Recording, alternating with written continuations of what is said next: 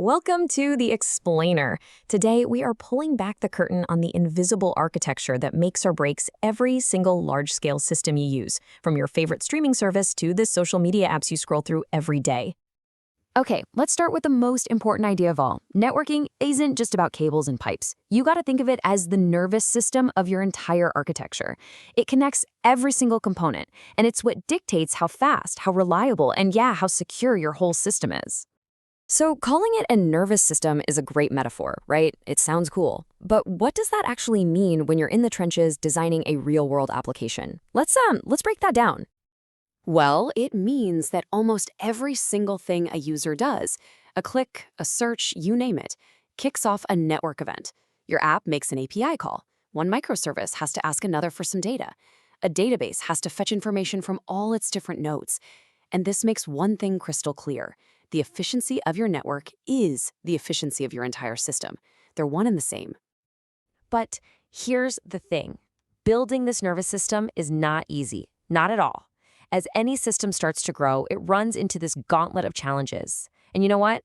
Understanding networking is the key to getting through every single one of them. So let's look at the 3 biggest hurdles you're going to face. These are the big 3, the ones every designer has to solve for. First, there's speed. How do you make your system feel instantaneous? Second, scale. What on earth do you do when 1 million users show up at your door all at once? And third, resilience. Because let's be honest, networks are unreliable. Things will break. The real question is, how do you build a system that doesn't just fall apart when they do? All right, let's tackle that first challenge head-on, speed. We live in a world of instant gratification, right? So how do we build a system that feels lightning fast to a user, no matter where they are in the world?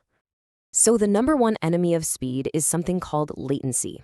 It's just physics. It's the physical time it takes for a request to travel from a user's phone to a server and all the way back again. You're literally in a battle against distance and the speed of light. So, how do we fight back? Well, we've got a toolkit. First up, caching. Using tools like Redis, we can store frequently used data super close to where it's needed, which means we avoid slow trips to the main database. Then you have CDNs, which do the same thing for stuff like images and videos, placing them on servers physically near the user. We can also compress our data to make it smaller, and we can batch lots of tiny requests into one bigger one. It's all about reducing distance and data size. Okay, we've talked about speed. Now we get to tackle the next 2 hurdles, which honestly kind of go hand in hand. Handling massive growth and preparing for the absolute certainty that things will fail. Think about it. What happens when your app just explodes in popularity? One server isn't going to cut it anymore. You have to add more servers. But how do you manage all that traffic and spread it out across this growing fleet of machines? The answer is a combo of some really powerful tools.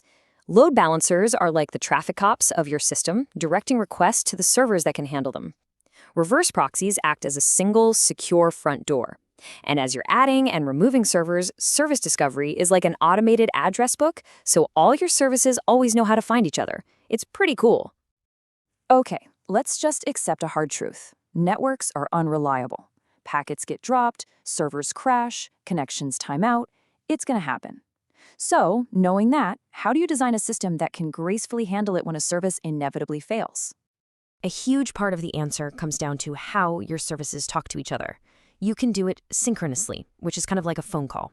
The caller makes a request and then just waits for an answer. If the other end is busy or down, you're stuck. But with asynchronous patterns, it's more like sending a text message. You send it and you move on. This decouples everything and builds resilience right into the system's DNA. And that leads us to this playbook of resilience patterns. If a request fails, we don't just give up. We can retry it, but we do it smartly, with increasing delays so we don't flood the system. If it keeps failing, a circuit breaker trips, just like in your house, and temporarily stops all requests to give that service time to recover. This is absolutely crucial for preventing one small problem from taking down the whole show. But, and this is a big but, none of these amazing solutions for speed, scale, and resilience come for free. In system design, every single choice is a balancing act. You are constantly, and I mean constantly, making a series of calculated trade-offs. As the designer, you're always making these tough calls. Do you add more retries to make things more reliable, even if it adds a little bit of latency?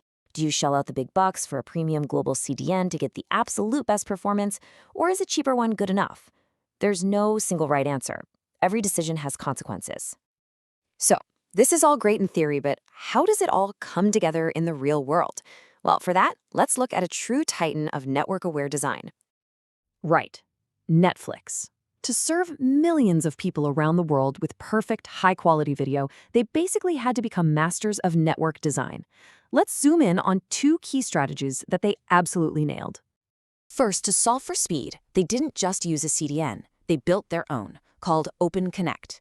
And get this, they put their servers directly inside the data centers of internet providers. This means the movie you're watching might only be traveling a few miles to get to you, not halfway across the country. It just crushes latency. And for resilience, they pioneered that circuit breaker pattern we talked about with their own library, Hystrix. This makes sure that if, say, the little microservice that generates your movie recommendations fails, it doesn't bring down the whole website. You can still search for and watch your show. That right there is resilience in action. And all of this brings us to the core takeaway. It's not enough to just connect systems. It's about connecting them efficiently, securely, and reliably. See, the connection itself is just the beginning. It's the quality of that connection that is everything. Which leaves us with a final thought for you to take with you. The next time you're designing something, don't just think about the boxes and the arrows on the diagram. Think about the nerves connecting them all. Because mastering these principles, well, that's what separates the good systems from the truly great ones.